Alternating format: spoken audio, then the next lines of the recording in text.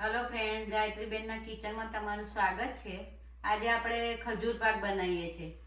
એના માટે મેં આ 500 ગ્રામ ખજૂર લીધું છે. પછી આ ઘી લીધું છે, 50 થી 60 ગ્રામ ઘી છે.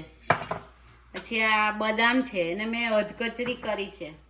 આ કોપરાની છીણ છે. આ કાજુ છે. આ પિસ્તા છે. આ બદામ છે ને આ દ્રાક્ષ છે અને આ તલ લીધા છે.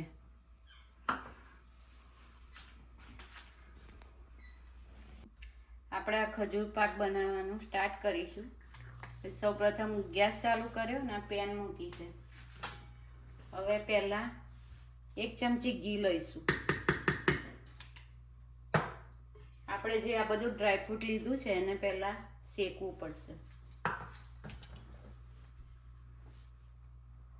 પહેલા કોપરાનું છીણ નાખીશું.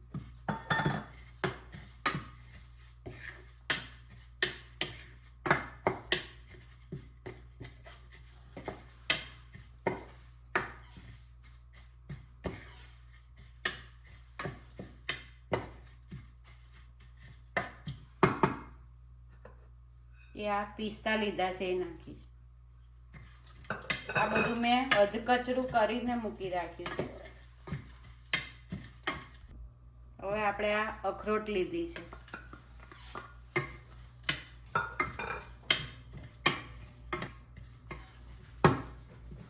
આ આપણે બદામ લીધી છે. થોડો એનો અધકચરો ભૂકો કર્યો.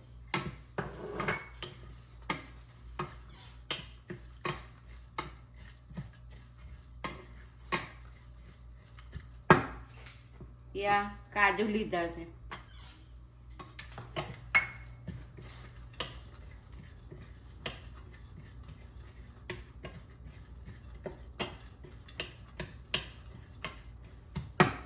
હવે આપણે આ તલ છે ને, તલ લીધા છે એ નાખીશું.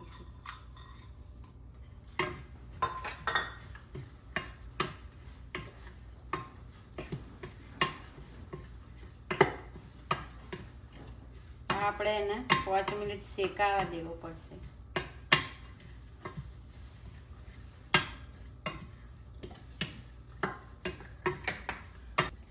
હવે લાસ્ટમાં આ દ્રાક્ષ લીધી છે એ નાખીશું.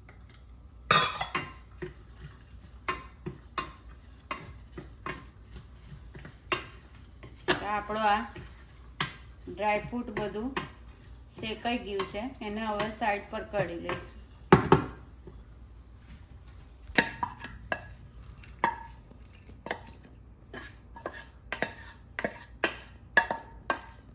આપણું આ ડ્રાયફ્રૂટ શેકાઈ ગયું છે, એને મેં સાઈડ પર કાઢી લીધું. હવે આપણે આ ફરી પેન મેલી છે, એમાં આપણે ઘી લીધું છે એ લઈશું.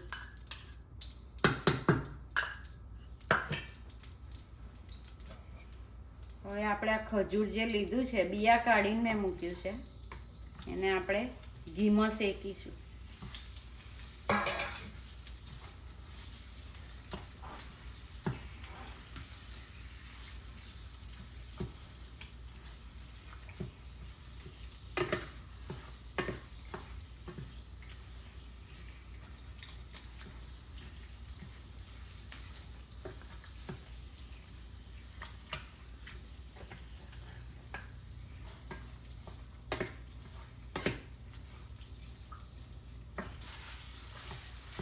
આપણે એને હવે 5 થી 7 મિનિટ હલાઈ કરવાનું, કે જેથી કરીને આપણું ખજૂર એકદમ ચડી જાય.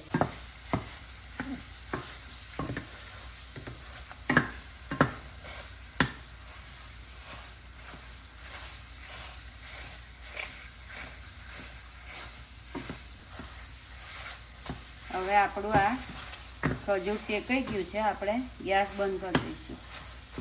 હવે આપણે આ જે ડ્રાયફ્રૂટનું બધું અધકચરું શેકીને મૂક્યું હતું એ અંદર નાખી દઈશું.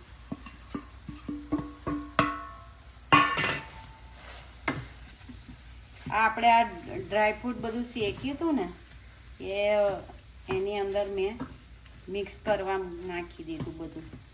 આપણું ખજૂર ચડી ગયું એની મેં મિક્સ કરવા બધું નાખી દીધું છે. હવે આ બધું ડ્રાયફ્રૂટ આપણું મિક્સ થઈ જાય એટલે આપણો ખજૂર પાક રેડી કહેવાય. લગભગ મેં ભેરવાઈ ગયું છે બધું.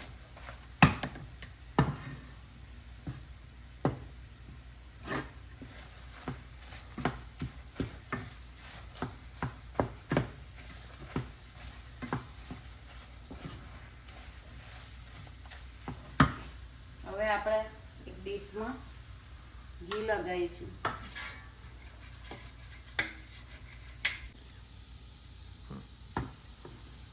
આપણો આ ખજૂરમાં બધું મિક્સ થઈ ગયું છે. આપણો ખજૂર પાક રેડી થઈ ગયો છે. આ મેં એક ડીશ લીધી છે ઘી લગાવીને.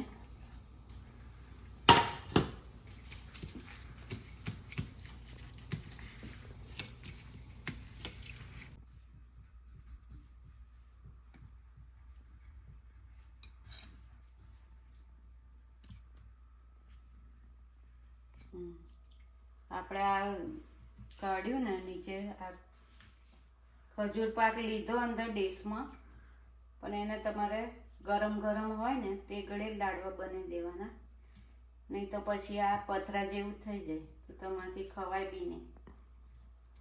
બહુ ઠરવા નહીં દેવાનું એને, તરત લાડવા બની દેવાના.